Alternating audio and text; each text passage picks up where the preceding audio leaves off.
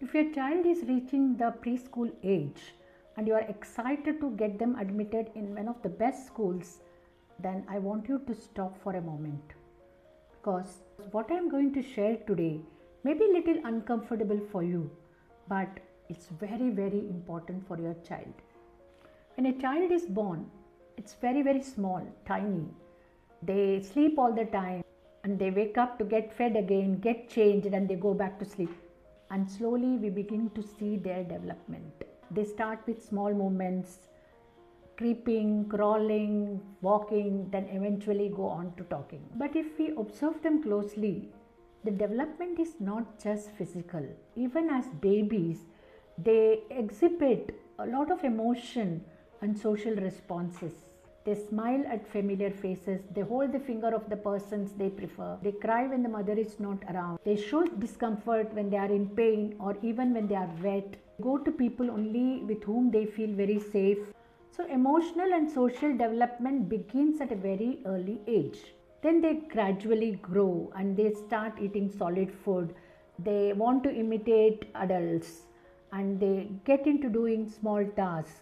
By the time they are around 2 years of age, they settle down to a routine. They become very curious and want to explore everything around them. All these stages are preparing your child for something very big, that is the school.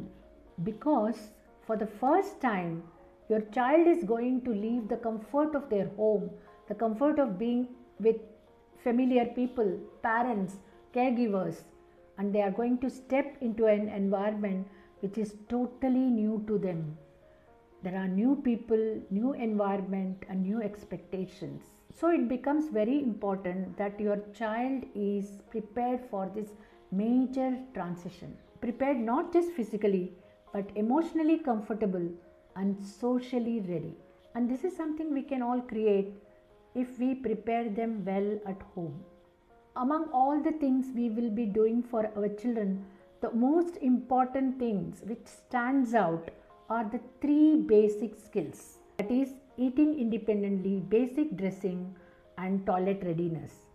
Not very perfect, but at least present. The reason why I say this very strongly is because this is not about just readiness for the school, but this is for your child's dignity. In a school environment, it is a group setup, and if your child needs help in eating, dressing, or something as personal as toileting, then your child is losing control over its own body. And when the child is dependent on others for their basic needs, it affects the way they feel about themselves, their comfort, their confidence, and their self-respect. For example, during snack time, most of the children are eating on their own, but one child is waiting for somebody to feed him. The teacher is busy. It is likely that your child may be rushed or sometimes even left out. And sometimes it may happen that your child may go hungry. And this is not a very pleasant feeling for your child. Same goes with dressing. A child goes to the washroom and he needs help with his clothes. Either he will struggle or he will call for help. And when their peers learn and move ahead, their dependency becomes more and more visible. And the most important is the toilet readiness. If the child is not toilet ready, somebody else has to manage it, and this is a very personal activity. Some children may use diapers.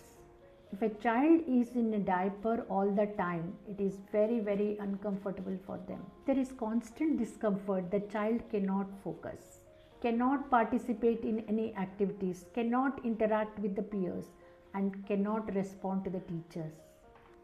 And the result, learning does not happen. Slowly your child starts getting labeled, sometimes by the peers, sometimes unintentionally by adults. This is something which is completely avoidable if we can prepare our children in advance. The truth is, our schools are not designed to cater this level of care. Teachers cannot give individual attention. So the child struggles, not because they cannot learn, but they are not ready yet. So for me, among all the things we do for our child, these 3 are non-negotiable. not for perfection, but for your child's dignity. Once this foundation is in place, then learning becomes much easier for your child, and then they can concentrate on foundational skills like eye contact, responsive eye contact, attention to task, sitting tolerance, command compliance, joint attention, and imitation skills. Whether a child is neurotypical or has special needs, this foundation remains the same. If your child is not yet there, don't worry. This is not a problem. This is just your starting point. If you want to build these foundational skills for your child, and if you want to learn step by step how to go about doing that, I am there to help you. I have created a WhatsApp group. The link to which is given in the description box. Please join the group and let us take it forward. Start with independence, because that is where the dignity begins.